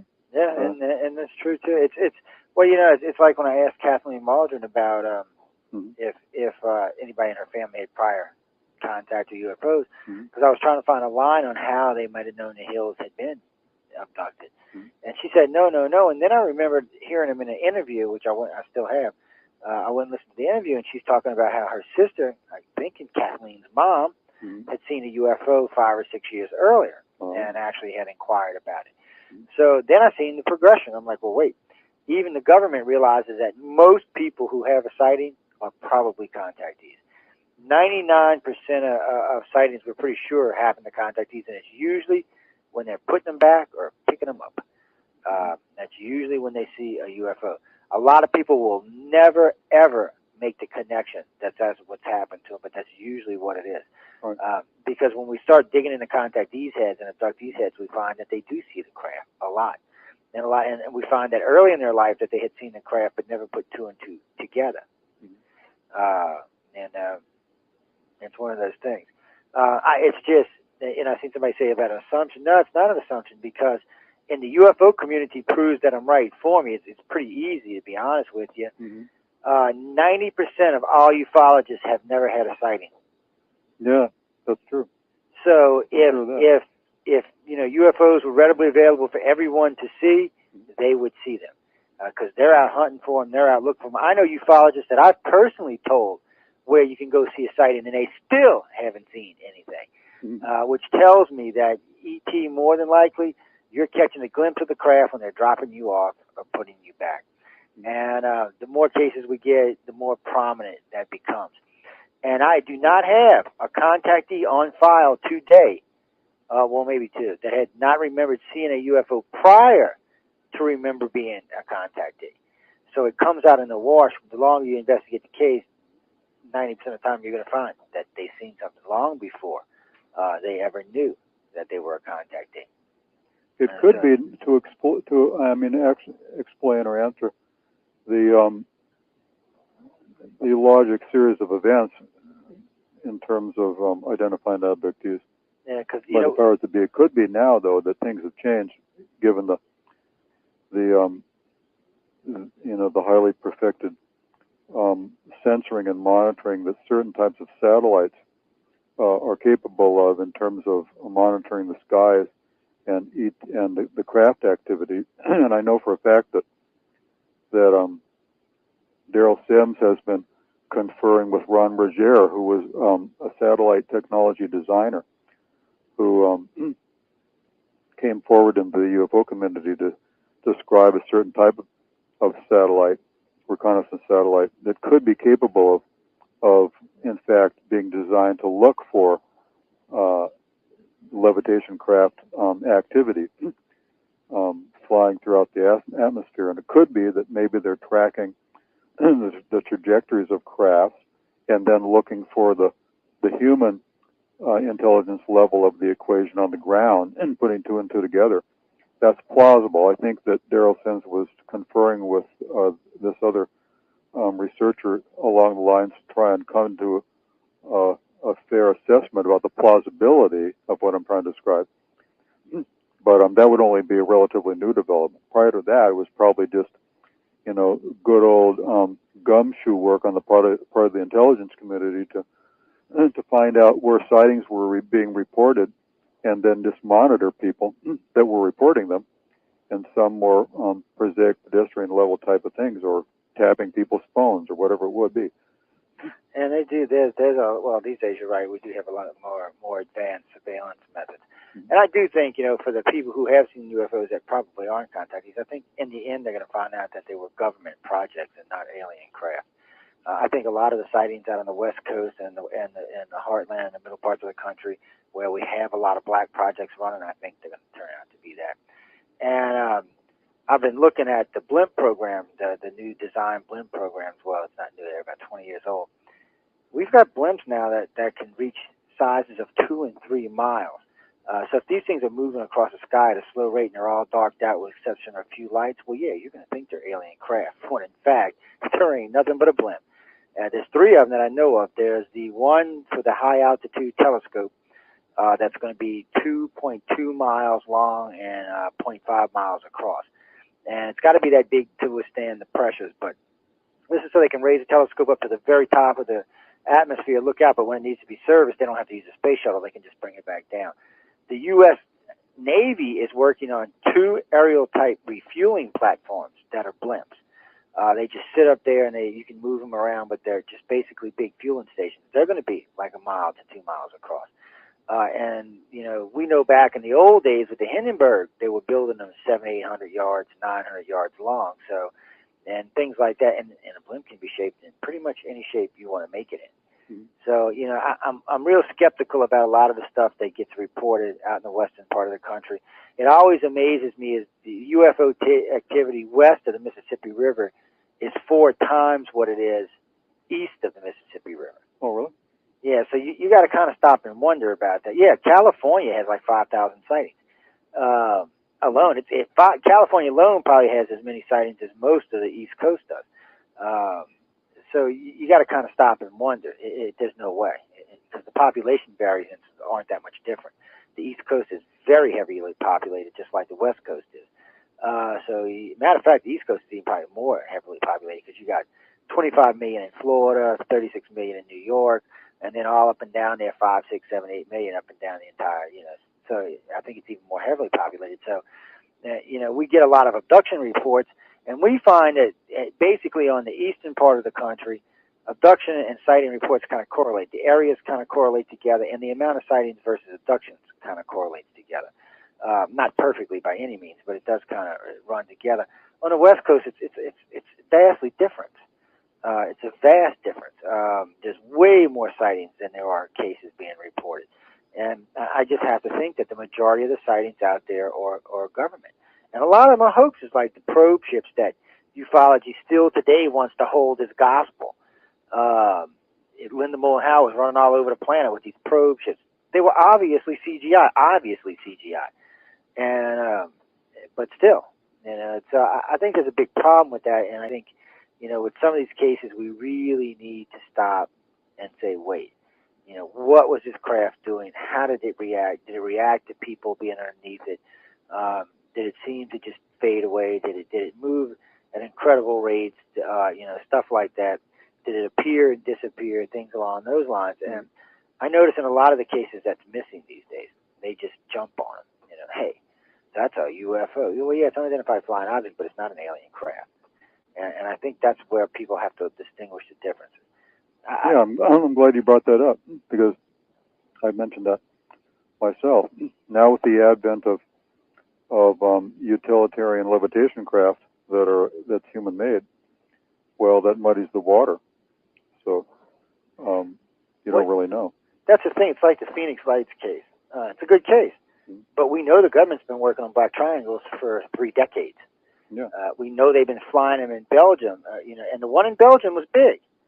It was a big case. It's hard to say that what they saw was alien. The one in Belgium was bigger than the one in Phoenix, Doss, just so you know that. The one in Belgium it covered the whole city.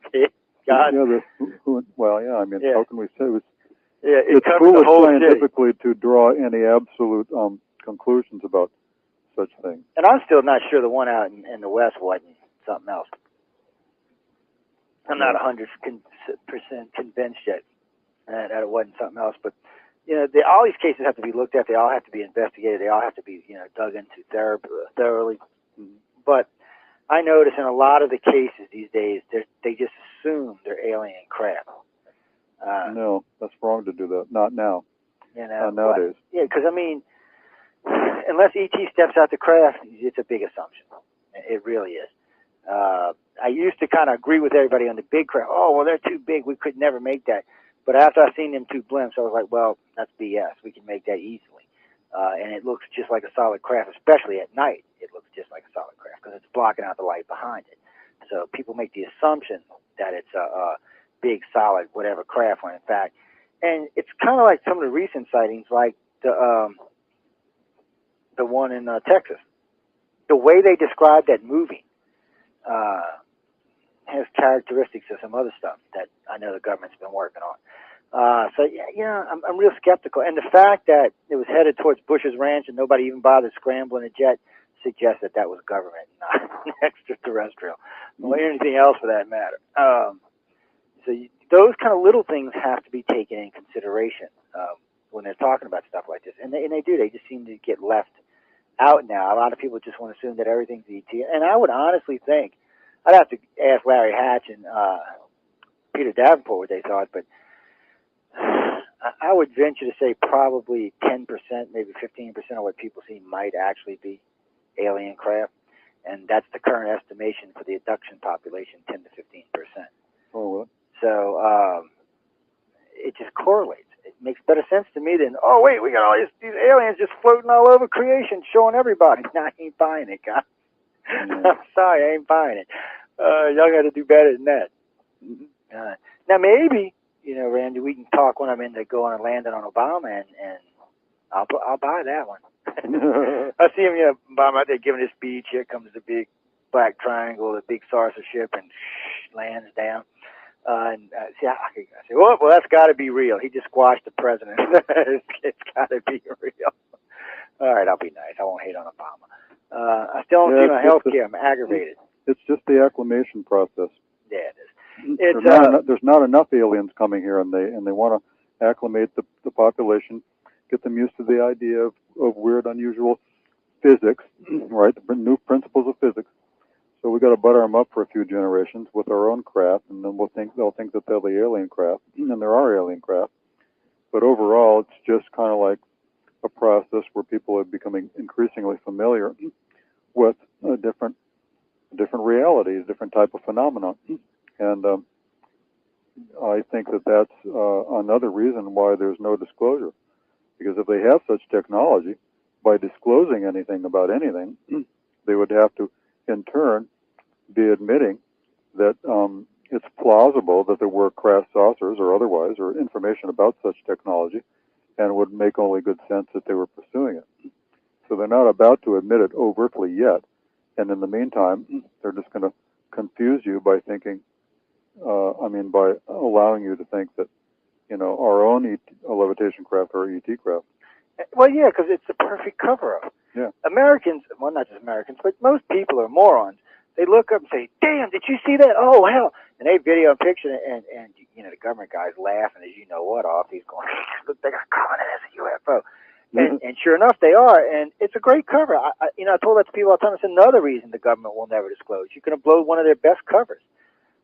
Think about it. The X-117 stealth fighter was reported for, 7 years as a UFO? People out there, they got these new black... Yeah, and the first time I ever seen one, I'm like, gosh, that kind of looks like an airplane, but no, but that's my point. And then the T-3 started showing up in 89, 88, and then all over the western part of the country, they started showing up. Of course, they were reporting those as UFOs, and or as alien craft, I should say, not UFOs because they are unidentified flying objects, but we know they're not. We know they belong to the government. I personally still don't think the government's building 3-mile across craft out of steel yet, but as far as some of the other kinds, I think they are. And aircraft carriers are quite big, so I think we could build something that big anyway. Maybe a mile, but I think even a mile's pushing it for a solid craft. But if they can do it in a TR-3B and everything works, I don't see why they can't just take it and expand on it. So by now, we're talking 10 years, 15 years later, they might be able to build the bigger craft and route that experience. And of course, we're going to call them in as UFOs. UFO researchers are some of the worst for this, guys. They'll see it out there. Oh, yeah, look, I seen a new UFO. Instead of just saying, you know what, it might be a government and this could be a government craft. But it's like a lot of the old cases when you go backwards and visit them. You can see a lot of that stuff was sensationalized for the point of, well, let's get into mainstream ufology. There wasn't a real other reason for it. That really irritates me, Randy, when I see that, too. It makes me crazy. And I do see a lot of sensationalism in ufology today, and I'm kind of like, gosh, let's stick to the facts. Personally, Randy, I think the facts themselves are so out there and so outstanding that you don't need to sensationalize this subject. We're talking about alien abductions, alien visitation. Why do you need to sensationalize it? You know what I mean? It's pretty damn sensational to start off with. Huh? It's a human frailty. Yeah, I guess. Just like humans are inclined to draw conclusions based on simply assumptions, and we all do it unconsciously. Oh yeah, we all do it. And you have to be very self-aware and self-conscious of your own capacity for critical thinking, so that you don't jump to conclusions. Not in this area, because this is the most unusual area. This is the unprecedented area. There's nothing to compare to it at all, as far as the ET presence goes, and in the experience of humans. My feeling, actually, as far as the cover-up, versus the disclosure kind of like controversy, in my opinion, at the top of the list of the evaluation of whether or not to do it by, probably think tanks have been hired years ago.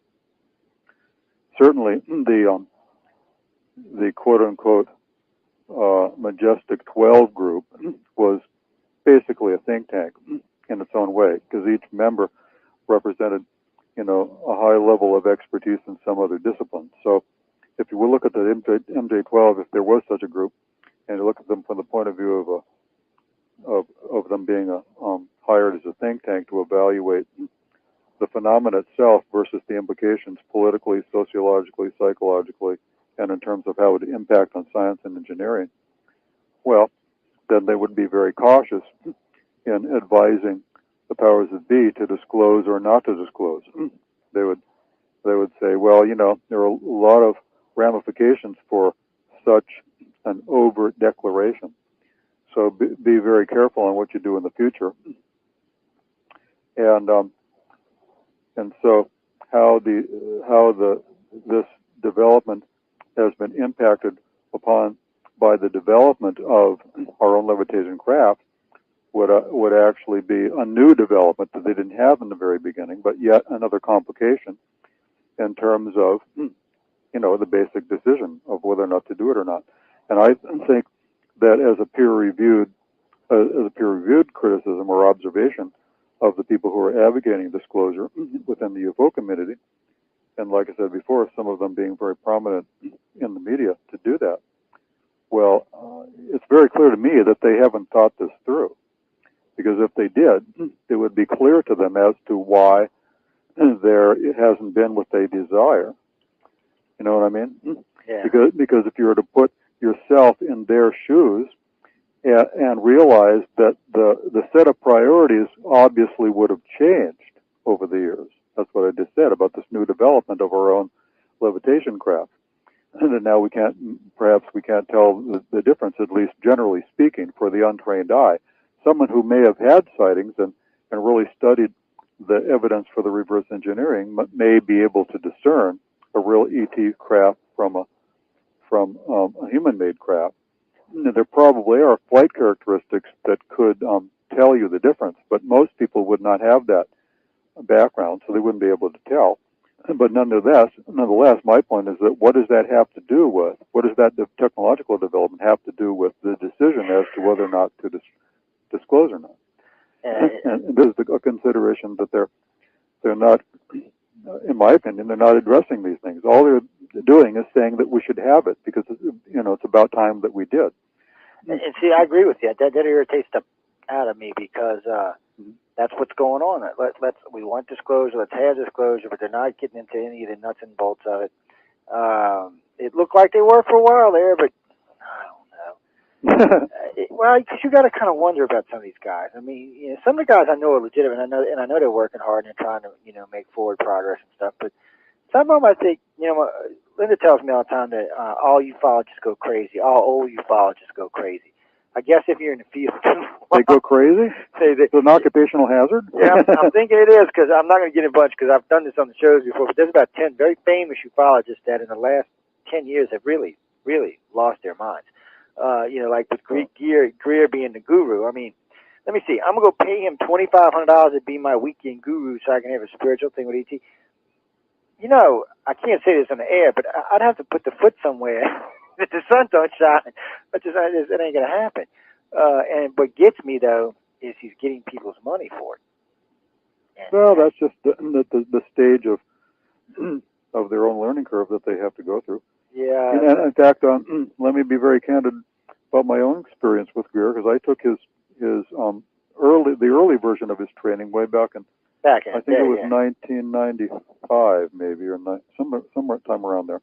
And he came out. He's only really given it in Los Angeles apparently that one time, and he gave it here. And in fact, we went up to an area where we chose to hold the the all-night vigil.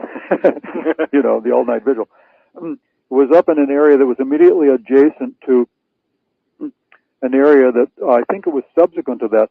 There were a major site of major sightings, and it just so happens that that particular site was actually an area that there's a company. It's been merged into another company, but years ago, back in the 50s and 60s, it was called Rocketdyne.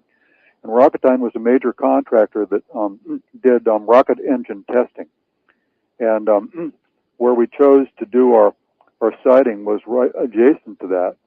And then sometime after that, there was a major sighting flap that occurred in the same vicinity. And that very night that we were up there, we did have a sighting at close range. It wasn't a craft that was big enough to have anybody in it, but I'm here to tell you that whatever it was a very lightly illuminating orb or sphere that came by really, really close. It was silent, and it must have been, maybe within 3 or 4 feet in diameter. But when we saw it, it was very clear that it was not a plane or any type of normal human operated type of flight vehicle, but sure enough, it flew by, and man, it was really far out, because in this area where we were, kind of like elevated on the side of this hill, you could look down the valley. We live in a valley, and you could see all the airplanes that are coming in, because in the middle of the valley there's an airport, so you could have a good contrast between what we saw close up and compared to other planes or helicopters flying in the distance. And it was very clear it was some kind of a flying orb.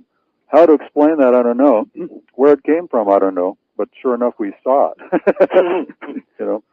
And it's a weird experience to see such things. I saw one other one that was like that. But I'm talking about some kind of thing that was flying that was actually, relativistically very small device. And that could be a telltale giveaway for real ET craft, because sometimes you'll hear of sightings where, in association with the main vehicle, there are other smaller, orbs or smaller vehicles that come out from it and then reemerge to it. And I don't think, I don't know for sure, obviously, but it could very well be that that's a telltale to give away real ET sightings, because there has been a history of that, where a larger ET craft will send out kind of like drones from them, but they're also levitation craft, but they're very, very small. Yeah. I think we done ran ourselves over now, but yeah, we're bad about that, Randy. We're bad about that. But before we get out of here, any parting words? Anything you want to tell anybody before we go? Or well, I'm not even sure where this 2 hours went, to be honest. I think that I think the closing words should be that we've only touched on the vast panorama of these issues, and so I think it can only be an unfolding and continuous or open-ended dialogue about all these things, because there's many details that we're trying to bring into our equation of analysis. Because, like as I said before, what Melinda and I have settled on, this is the way I put it, vis-a-vis the human intervention subset of the greater kind of like ufologically oriented set of information. This has provided us with a hypothesis that does explain all these other things, because all these other things fit into it very logically, and with you could say that there's common sense to ascribe to the way these things fit together, and I think that's the sign that our book and our work and our collaborators like you, Joe, are. This is where if you want to hear where real progress is being made, well, it's right here. It is, and there's a lot going on, but see, that's why I get you on, and we get to chit chat a little bit tonight, and I know we get back and forth on topics, but they're assimilating a lot more information this way. It's getting out there. I know Melinda of the cover up versus the disclosure, and specifically focus on it, but also always keeping in mind that one of the inspirations and incentives for drawing the conclusions that we're drawing